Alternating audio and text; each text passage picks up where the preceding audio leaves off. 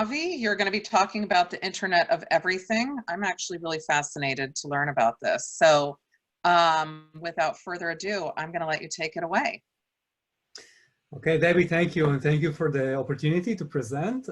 So let me first of all share my screen and then open the presentation.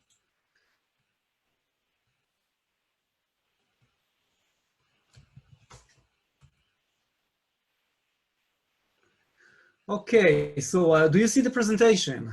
Internet of Everything. Yes. Okay, that's cool. So first of all, let me start by telling like a bit myself. So I'm an entrepreneur, and I've been actually involved in internet and Internet of Everything for I think the past 5 years, or even more. So this is a passion of mine, and I'm very happy to share this passion with you. So let's start. So first of all, Internet of Everything, I think it's a kind of an old name today. Everybody's calling that IoT, or Internet of Things. And I think it changed a few years ago, but it is the same concept. So let's see the agenda for today.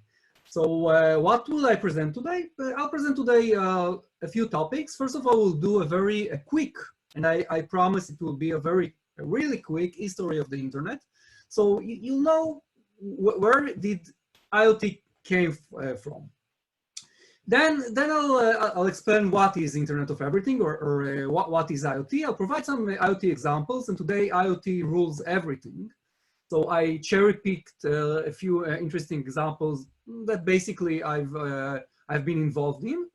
We'll talk about how big is the IoT market, and how does an IoT system work.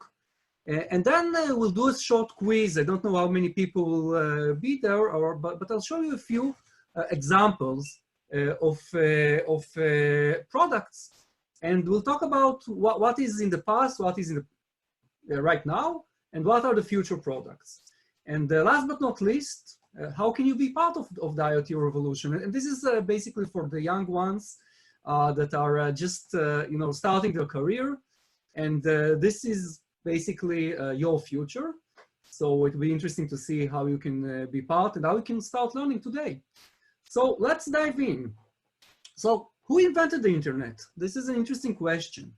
And basically, the internet, we can see it was conceived, something like 120 years ago by Nikola Tesla. And he then talked about a world wireless system. And you can see in the picture what he had. He basically had nothing. He had typewriter, just electricity was invented recently.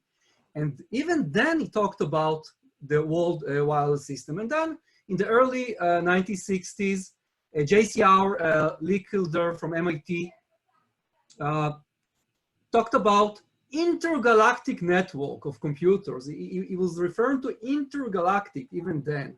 And you can see what he had. Very far from intergalactic, but he basically talked about that even then. Just a second, guys, I lost my presentation. Oh, okay. And then came the 30s and 40s, and the two explorers talked about searchable storage systems of books and media in 1930, 1940. And you can see what they had here. It was real books, not searchable and not digital.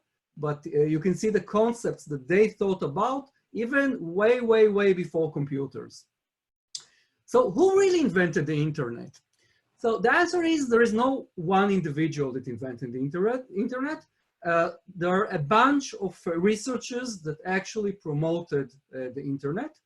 It started from ARPANET, which was a project by the United States military. ARPANET stands for Advanced Research Project and Agency Network. And what they are trying to do is basically connect between multiple computers with a technology called packet switching.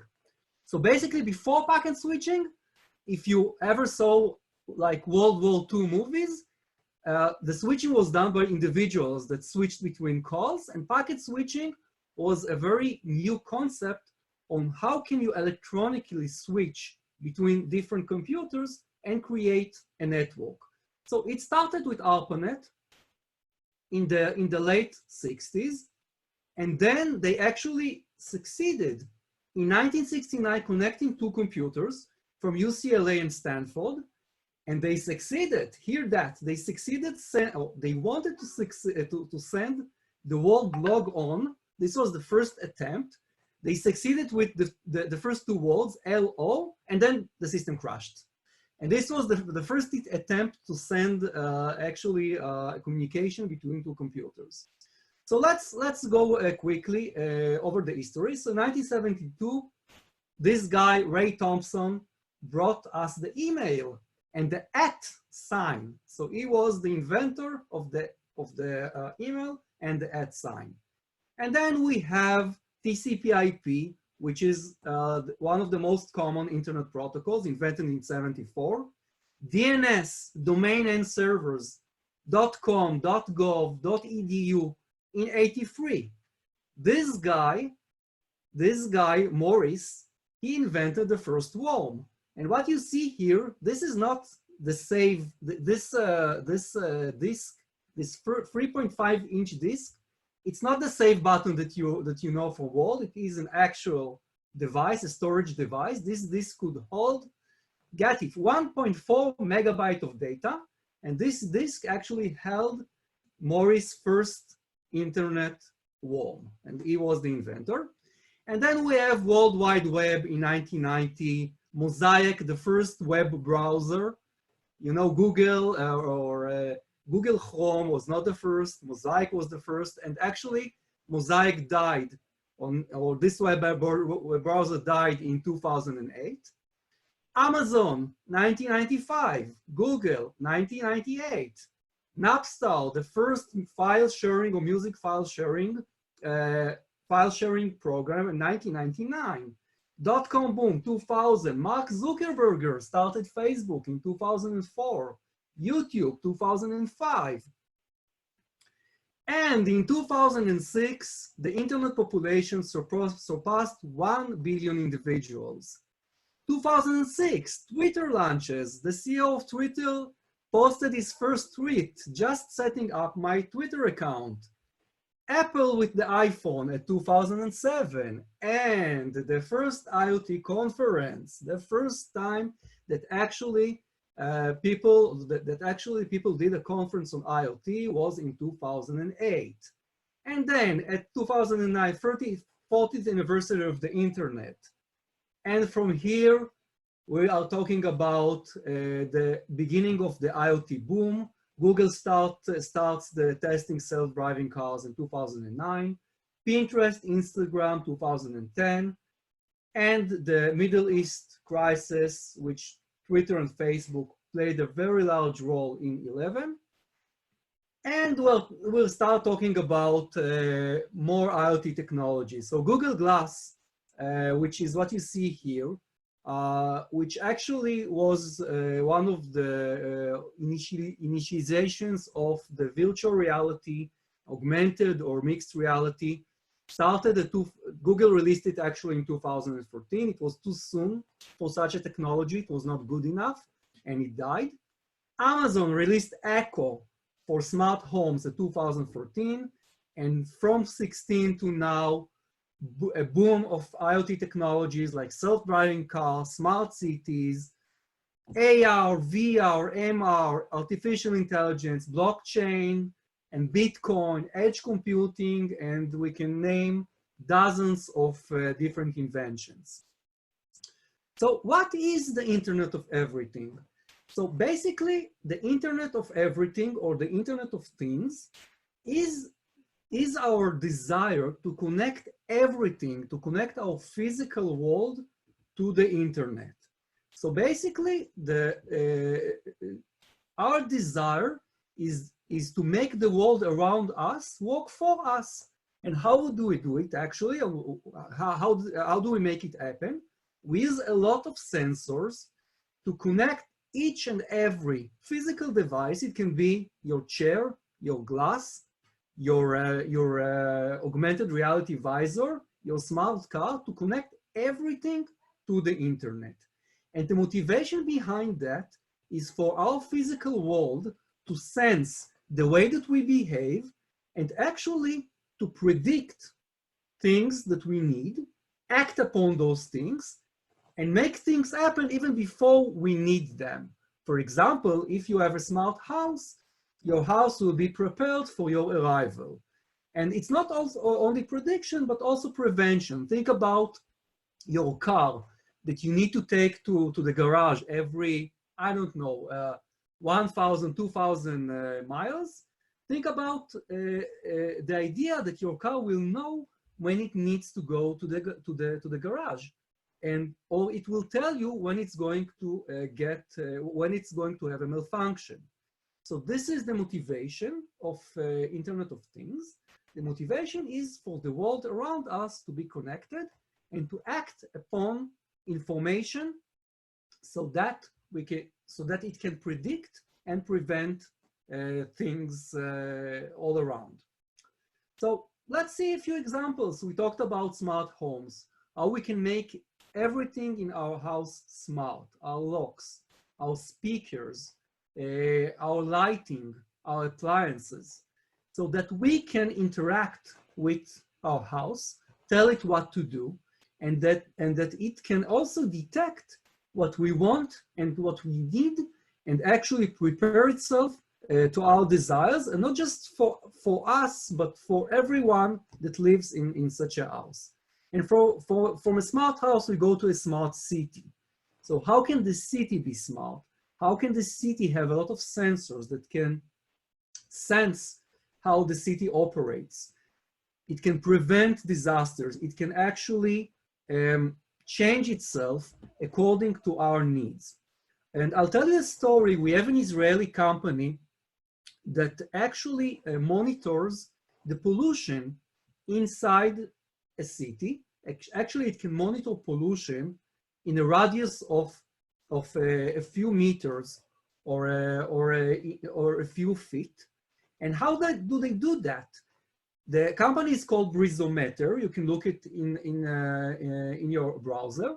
They actually use already existing sensors, and they use Google weather systems to actually collect all this information and give you on a map the pollution level in a resolution of meters. So basically what they do, they take a valuable information that we already have in smart cities, and they give us a lot of value by actually predicting pollution. So this is, guys, this is happening right now, but of course the path is still long, but those technologies are evolving day after day. And of course, wearable devices. I think every one of us has a smartwatch as a activity monitor.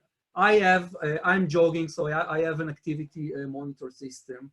I think smartwatches today are very popular, and you can see what Apple is doing and how the technology is progressing with Fitbit and other companies. It's not just smartwatches, it's all the wearable devices that we wear inside the shoes, on ourselves. Even virtual reality and augmented reality are considered wearable devices. And this is something that we already have. Of course, smart transportation, all the companies that are developing smart cars, and with the purpose so that the cars would be automatic and that they will take us anywhere that we wish, and actually for the cars to talk to each other. So this is something, this revolution is already happening, and this is something that we will see, I think, in the next 5 to 10 years.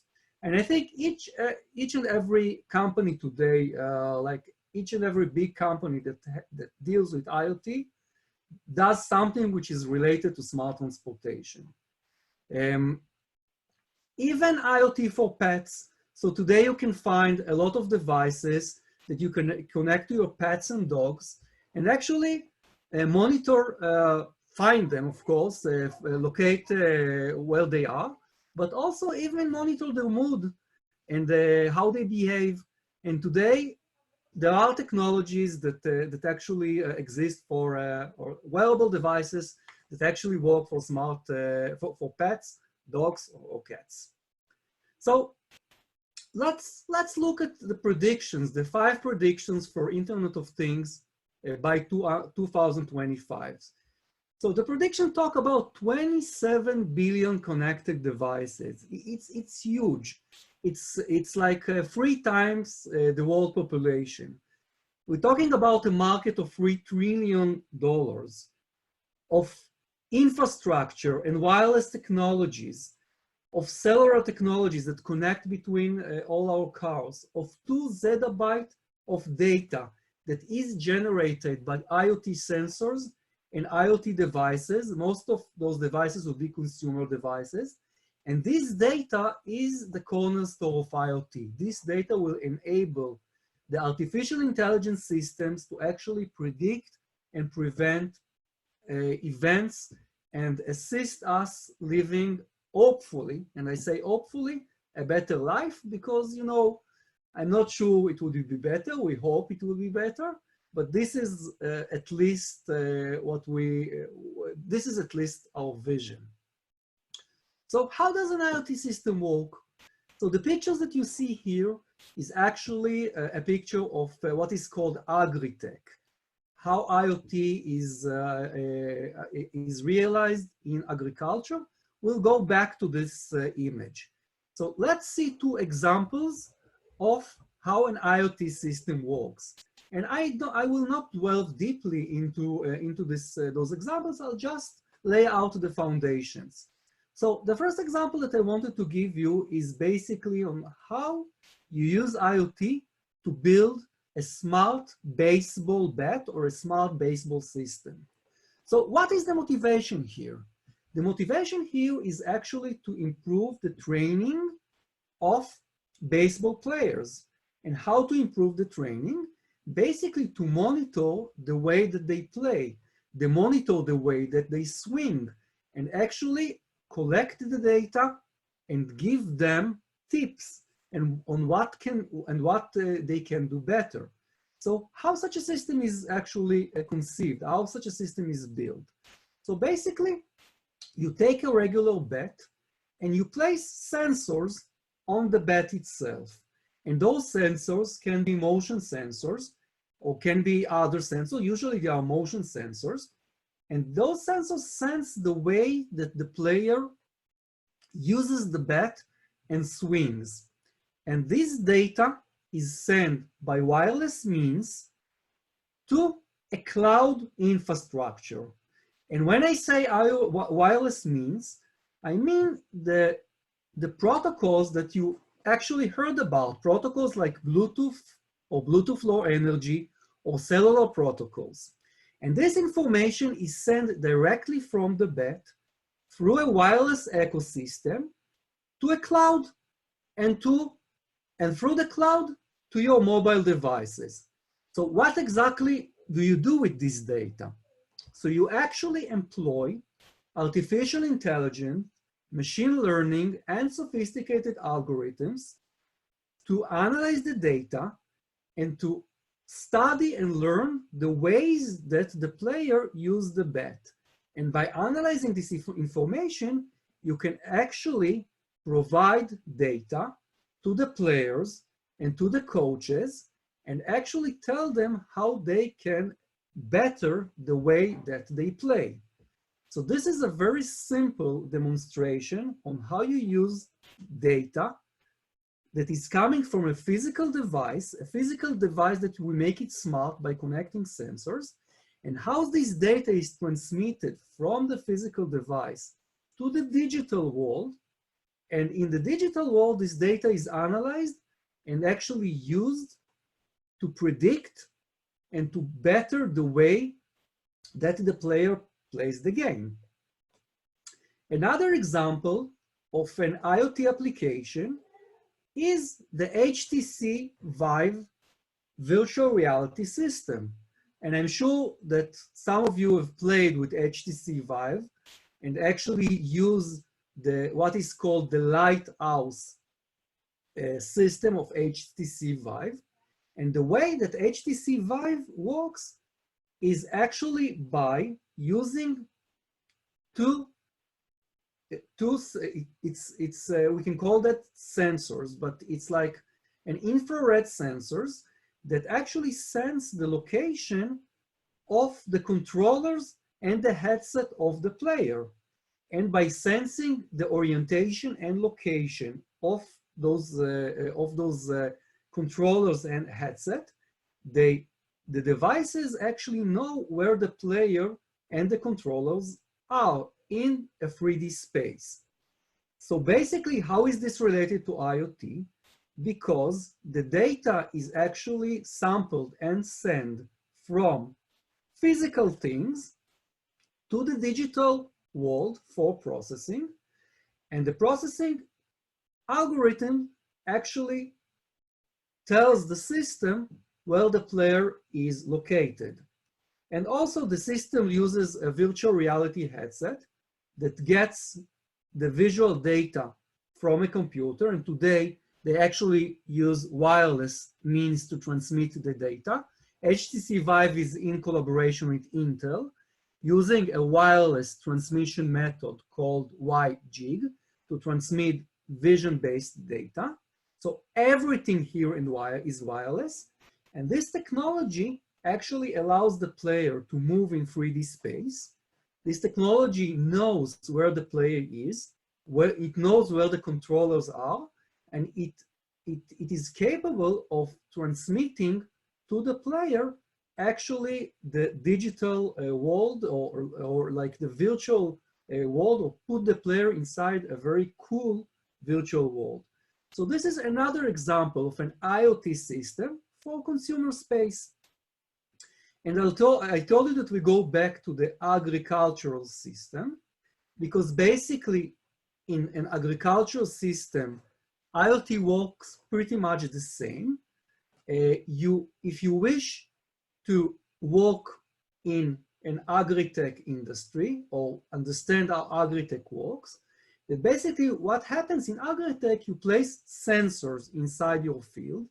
The sensors collect data on your crops, send the data to the digital world, where you use algorithms to predict the crop growth, and actually assist to make the crop grow better by preventing things like pests, or predicting how predicting how the plants will grow based on many parameters like water or temperature or many other parameters.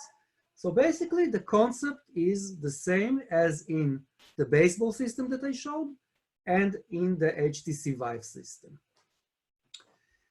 So I'll just, before I go on, let me open the chat. I don't know how many people are with us, but if you have any questions, then you can send a message and I'll try to answer. I'll wait a few seconds, and if not, I'll continue with the presentation. Okay.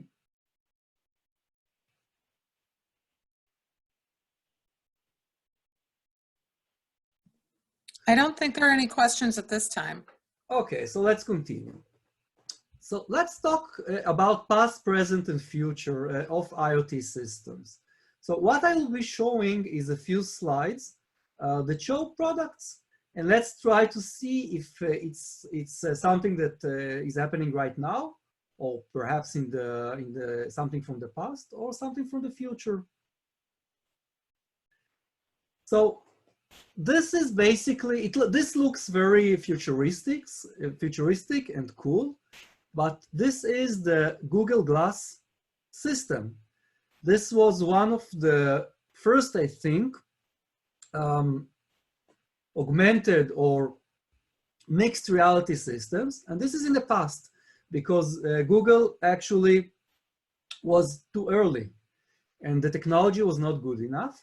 So the project was, I think it was run for a few years, and then Google decided that it needs to stop this project. So this is something from the past. This project is from the present. I don't know if you're familiar, but this is Microsoft Hololens. And Microsoft Hololens is a mixed reality headset. And actually it uses very sophisticated AI technologies and vision-based technologies to enable seeing the images that you see here. So today HoloLens is mainly used in industrial applications, in medical applications, and you can use HoloLens to see in a mixed reality space. Mixed reality, the meaning is a connection between the physical and the digital space. You can see in your physical space like holographic images from digital holographic images in 3D, and those images actually interact with the physical world. So this is basically the present and of course the future. So I don't know if you're familiar with this image. So this is actually the future. This scene is taken from Star Trek. And what you see here is called, in science fiction, a holodeck. And the holodeck is basically, I think, the utopia or the dream, the wet dream of virtual reality. So basically, the concept here is that you can actually enter into a true virtual reality. We have a question. What Yes. are the name of those glasses? This one? Yes. This is the HoloLens, Microsoft HoloLens. Microsoft. Okay, thank you. HoloLens. Can you spell it? Yes, just a second. Let me go to the chat.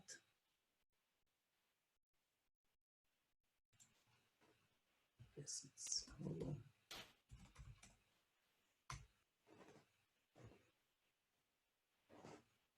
And basically, you can purchase them today. They have some games, some real nice games, but the technology itself is still it's still not mature enough. And Microsoft is basically targeting this currently to medical and industrial applications. Basically, all the virtual and augmented reality is not. There was a big hype for VR and AR, but unfortunately, it's a hype. It's still a hype. It hasn't progressed as fast as the companies thought it will, but it will progress and grow fast in the future. So this is Microsoft HoloLens, a very cool mixed reality device. Okay, so as I was saying, this is the future. Holodeck, everything here actually you can hear, you can see, and you can touch and feel. You don't need any glasses. And this is the, as I said, I think the wet dream of virtual and augmented reality. And Star Trek is the 21st century, so we have some time until we get there. This one, basically, I would ask you if this is a present or future. So actually this is present, and this is by a company called RealView. It is an Israeli company, which actually I followed this company from its inception. This company was incepted 12 years ago by a friend of mine who worked at Elbit Systems. And what they are doing, which is pretty much amazing, they are using holographic technologies to direct beams directly to your eyes. So basically you don't need a headset. You are looking directly at an holographic image, which is floating in mid-space. And this company is actually, it's a real company, RealView. And if you look at the website, you can see their technology. So I think if we look at the holodeck from Star Trek, this is one of the companies that is close to this vision. And I urge you to look at their website. They have amazing videos on how you can actually use holographic technology holographic technology and holographic visioning to actually show digital things in mid-air without the need of augmented or virtual reality glasses. So I'm proud because, again, I know this company from inception, and they are one of the greatest technologies that I've seen in this space. So this is RealView. Okay, so I guess that you are familiar with this scene from Terminator. So I would say future, but hopefully this will not be our future.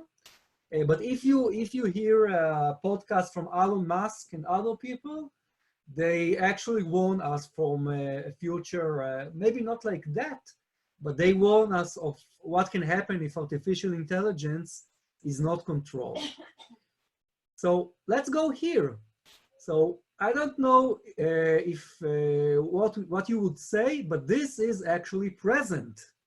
So those robots are actually existing, and they are robots by a company that is called Boston Dynamics.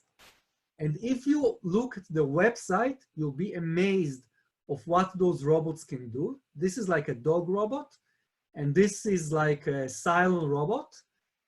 This robot can flip 360 degrees in the air, and this dog can wash dishes. Actually, it has an arm that can actually take dishes from your kitchen and put it in your washing machine. So this technology actually exists. It's still very, very expensive. It's still for military usages, but I think that it's pretty close to this one, and it's pretty scary. But look at the company, look at the videos, and you'll be amazed on what IoT today can do in the robotic space. Okay, so how can you become part of the IoT revolution? So basically, I think most companies today are doing IoT in some sort. Some are doing more, some are doing less. But if you wish to start with IoT and you're a maker, you're somebody that loves to make things, there are a lot of technologies today that can actually let you start building your own smart and connected products. So what you see here is just a few kits that exist today in the market that let you actually build very cool and smart products. One of the main companies that is great to start with, and I guess that most viewers will know, is a company called Arduino. Arduino actually sells very cool kits that enable you to build almost anything from robotics to technologies to collect data from weather to smart toys. And the ramp needed to understand how to work with Arduino is very easy. So if you want to start building things for IoT, start experimenting, start learning, this is a great, great way to begin. So guys, thank you very much for listening. And if you have any questions, then please send me via chat or via email or in any way that you wish. And if you have questions now, I'll be happy to answer. Wow, that was amazing. I learned a lot. I honestly didn't know that that technology was available in the way that it is. And it's really inspiring to know that. So thank you, because you really walked through the history of everything so cleanly and so well. I just want to let everyone know that they can reach you also through the Ask a Mentor button on the Mentor Project website. So if you go to www.mentorproject.org, you can click the Ask a Mentor button and ask Avi a question. Thank you so much. Thank you very much. Thank you. Thank you. That was great, Avi. Thank you. This is Susan. That was great. Thanks. Oh. Thanks, Debbie. We do have another question. So yeah, go ahead and ask. Hi, Avi. I was listening to all the wonderful uses to which this can be put, but what about the deadly uses? Do you worry about that? Usually the military figures out a way to use this thing to harm people. Are you concerned about that? Are there safeguards? I think that yeah, we are concerned, but you know, I don't think you can prevent that. I don't think that.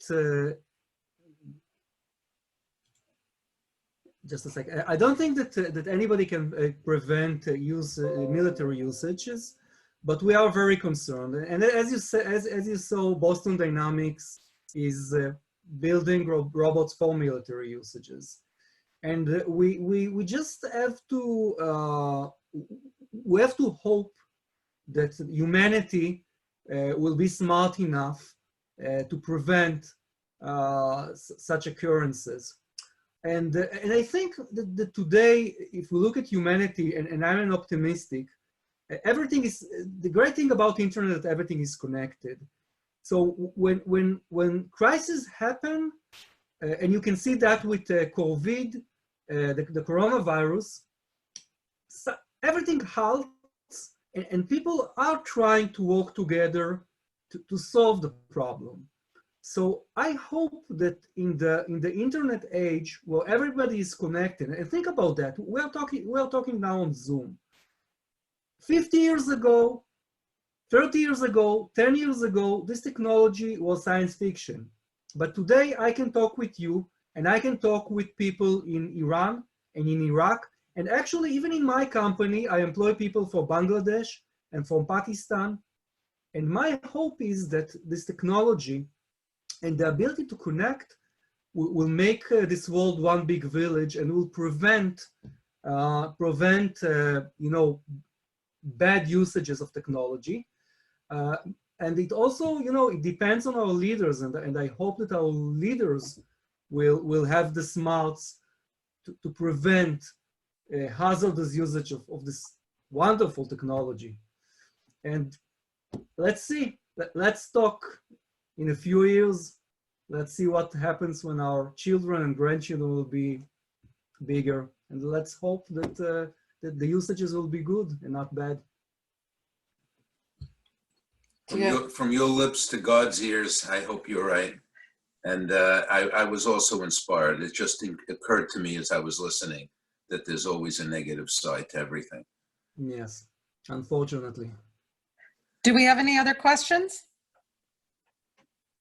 I think that's it. Thank you so much, Avi. Thank you very much for listening.